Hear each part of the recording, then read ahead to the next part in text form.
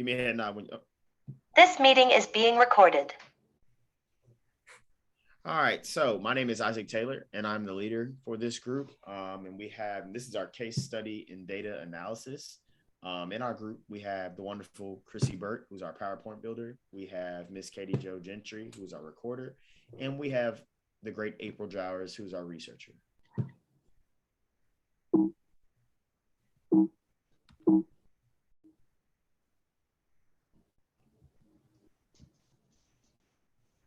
For step one, it says, what parts of this data catch your attention? The things that catch my attention are the 3 levels of standards: multiple choice, short answer, open-ended. The important points I saw were the open-ended questions. 50% made 64 or lower on the open-ended questions. Other things that caught attention were the majority of students missed the short answer and open-ended questions, while most students missed linear equations and system of equations questions, but 100% of functions were met.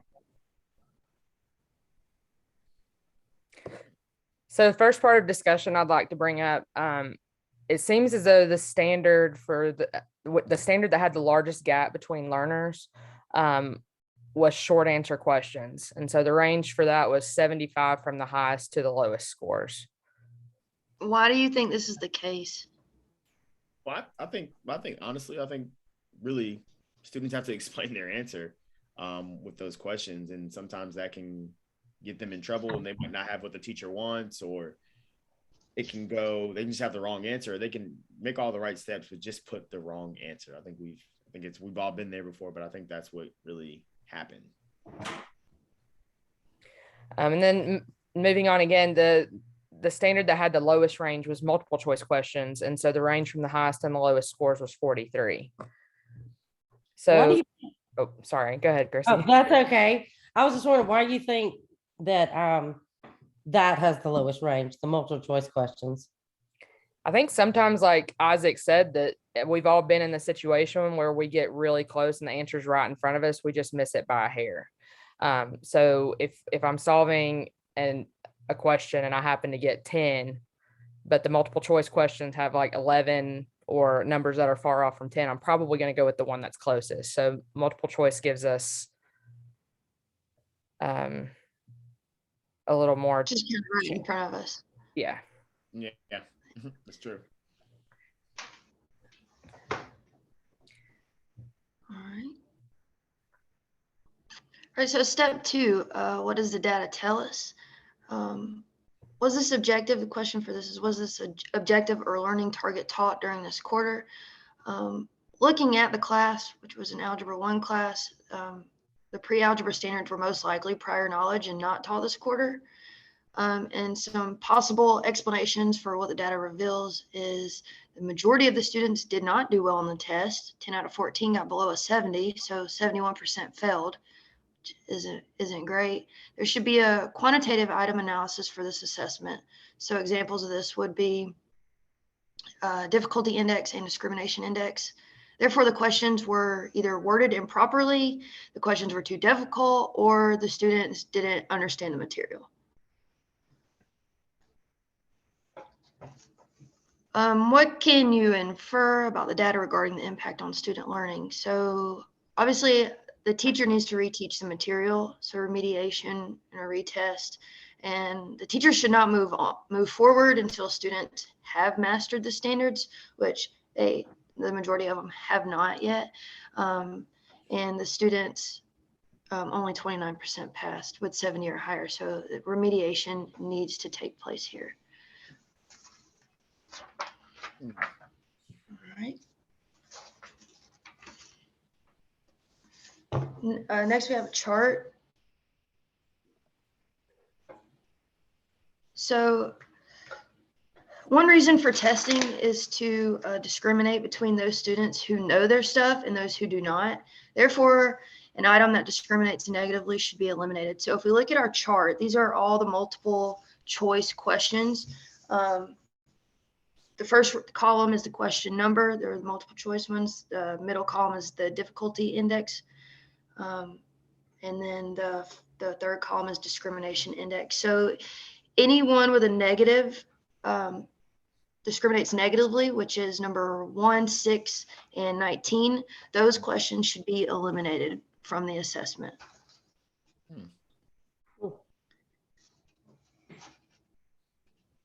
Does anybody have any input on that? So what is the discrimination index for? It's to measure, it is the measure of the extent to which a test item discriminates or differentiates between students who do well on the overall test and those who do not do well on the overall test. That's interesting. So how do you go about determining the difficulty index?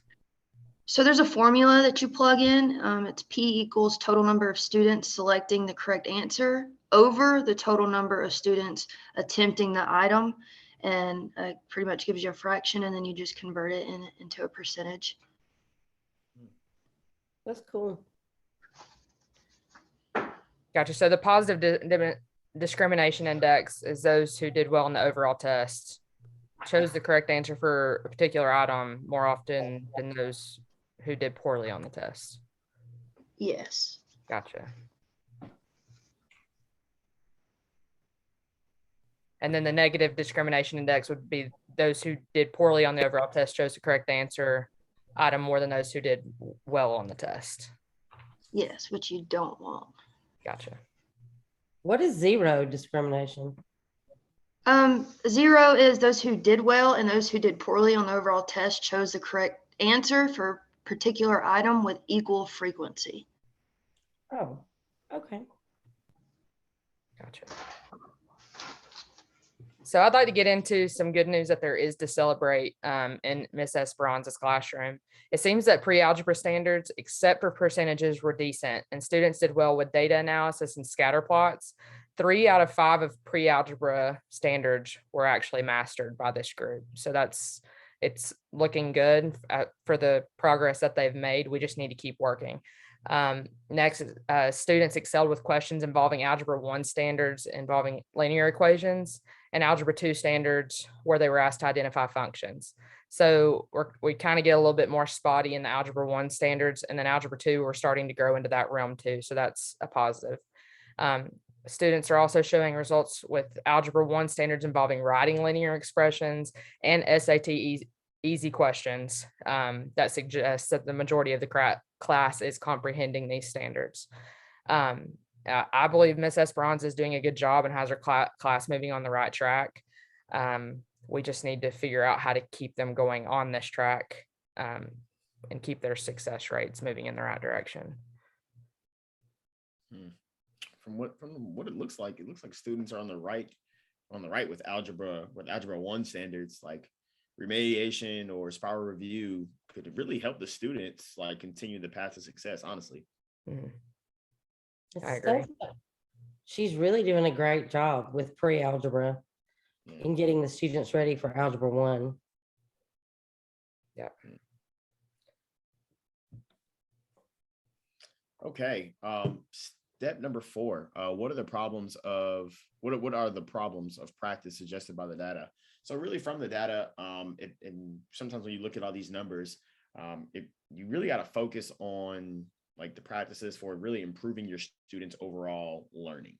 And that's something that Miss Esperanza, she can really work on, and really hammering in on open-ended and short-term questions during her formatives.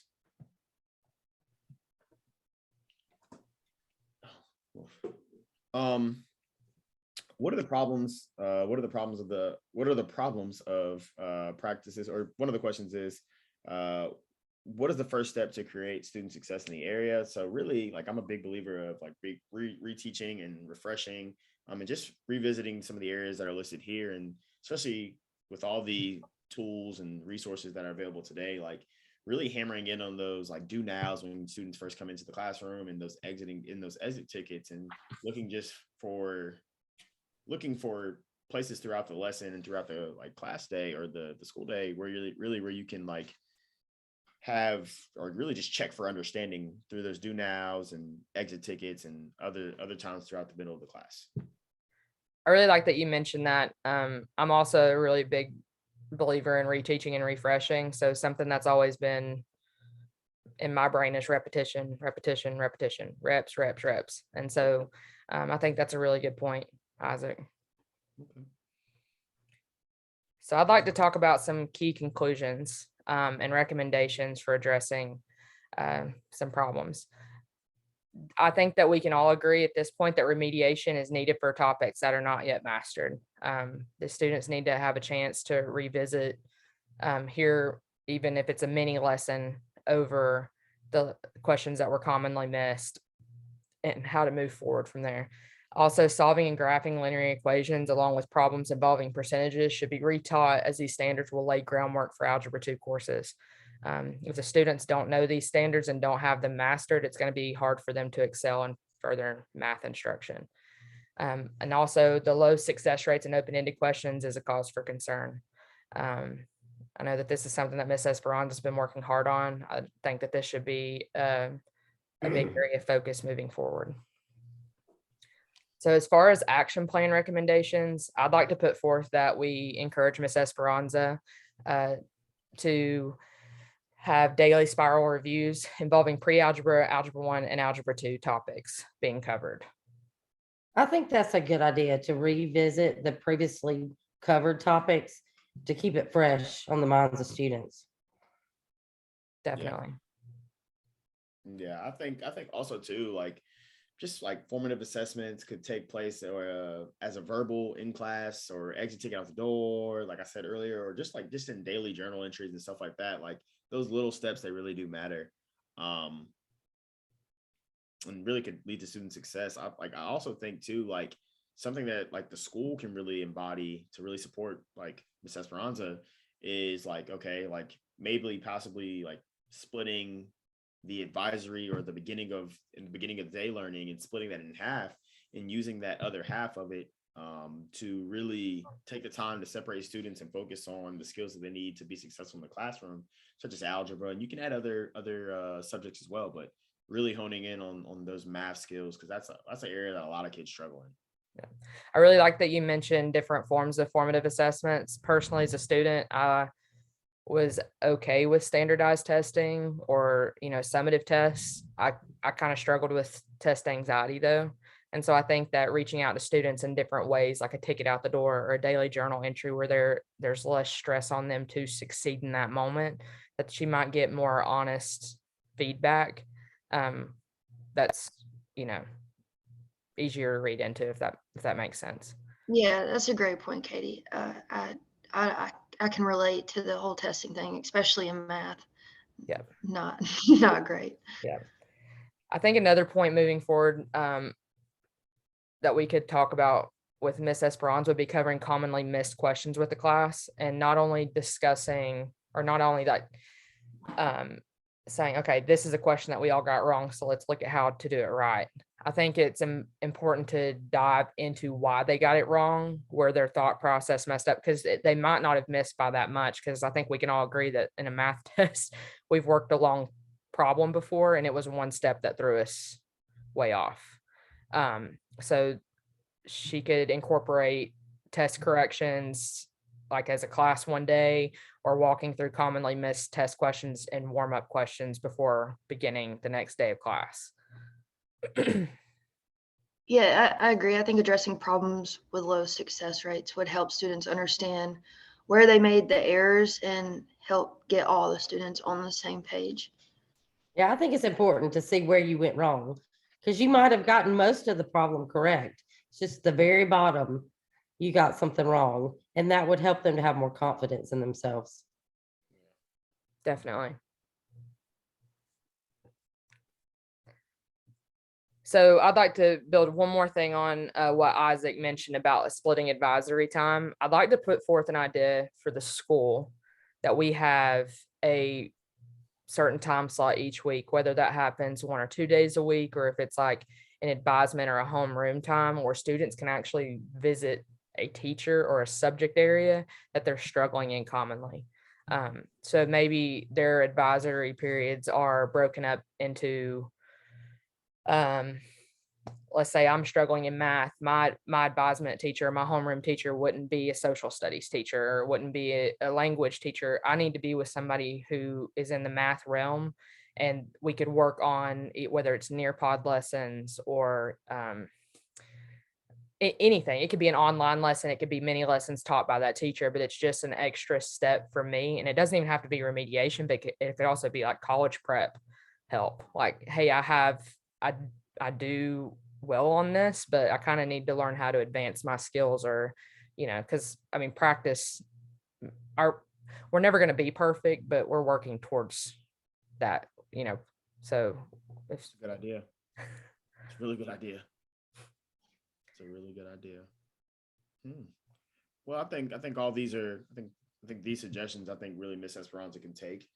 This is just something that she can really build off of. So I think from this case study, I think we really have seen she's doing okay, and she's sort of hit a wall, but like now she can really, these are some things that she can really use to help elevate her students and really help them see success in her classroom. Everybody agree? Agreed. Do agree. Classroom in the future. I can't wait to see it. Can't wait to see it. I definitely look forward to revisiting the topics that we discussed and seeing how they affect our school climate in general and Miss Esperanza's classroom as well. Yeah. So, well, thank you all. Yeah, thank y'all. Thank you.